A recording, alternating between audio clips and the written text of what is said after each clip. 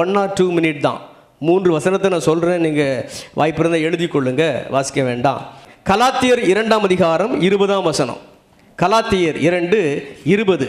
இங்கு பவுல் குறிப்பிடுகிறான், கிறிஸ்துவுடனே கூட சிலுவையில் அறையப்பட்டேன், ஆயினும் பிழைத்திருக்கிறேன். இனிமேல் நான் அல்ல, அவரே எனக்குள் பிழைத்திருக்கிறார். என்ன நடந்திருக்கு? தன்னுடைய பழைய மனுஷனை பிடித்து இந்த பவுல் சிலுவையில் அறைந்து கொலை செய்திருக்கிறான். சிலுவை சுமந்த இயேசு, சிலுவை சுமக்க மட்டுமல்ல, சிலுவை சுமந்த இயேசு சிலுவையில் அறையப்படவும் உன்னை அழைக்கிறார். உன்னை சிலுவையில் அறைந்திருக்கிறாயா?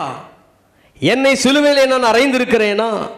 நான் என்னை சிலுவையிலே இன்னும் அறையவில்லை என்றால் மீண்டும் மீண்டும் நான் பாவம் செய்து கொண்டுதான் இருப்பேன்.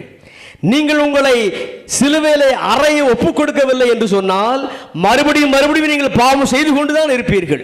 உங்க பழைய மனுஷனை களைந்து, உங்க பழைய மனுஷியை களைந்து சிலுவையிலே அறைய இயேசு உங்களை அழைக்கிறார்.